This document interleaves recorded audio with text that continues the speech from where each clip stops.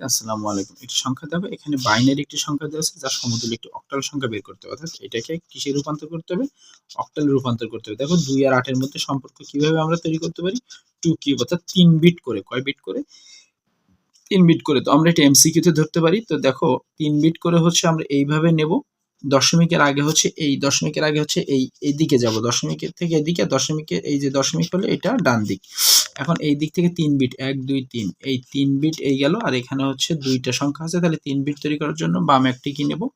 ০ নিব। তাহলে আমরা ১ এর বাইনারি এই ০০ ১ এর বাইনারি আমরা সিরিজে বসাতে শিখেছি এতদিন। তো এটা হচ্ছে ১ আর ১১ মানে হচ্ছে তোমার ১ আর হচ্ছে ২ ৩ এর বাইনারি ৩১। এখন এই পাশে আবার ৩ বিট করে নিব। তাহলে এই পাশে ৩ বিট নিতে গেলে হচ্ছে প্রথম ৩ টা আর পরে আছে দেখো একটা ০ তাহলে একটা সংখ্যা, তাহলে আরো ২ টা ৩ টা। এখন দেখো তাহলে আমরা এইভাবে ৩ টা ০ দিয়ে দিব, তাহলে ৩ বিট হয়ে যাবে। তাহলে ০ ১ ০ এর বাইনারি কত? সিরিজে বসাবো ৩ আর ০ ৩টে হোক আর ৬টা হোক এর বাইনারি ০। তাহলে ৩১.৩০ এই প্রশ্নের উত্তর। এরপরটি দেখো 1a.48 এগুলো সব আমি এমসিকিউ কিভাবে করতে হয় সেগুলো দেখাচ্ছি।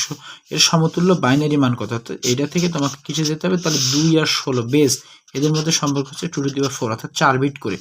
তাহলে দেখো ১ এর বাইনারি কত? ১ এর বাইনারি হচ্ছে আমরা জানি ১। তাহলে ৪ বিট বানাতে গেলে কি করতে হবে? বামে ৩টা ০ নিতে হবে। তাহলে এর মান কত? এর মান হচ্ছে ১০। এর মান ১০ সিরিজে বসাবো। ১০ এর বাইনারি হচ্ছে ১০ ১০ এই তাহলে ৪ বিট হয়ে গেছে। তাহলে ঝামেলা শেষ, দশমিক দিয়ে দিলাম।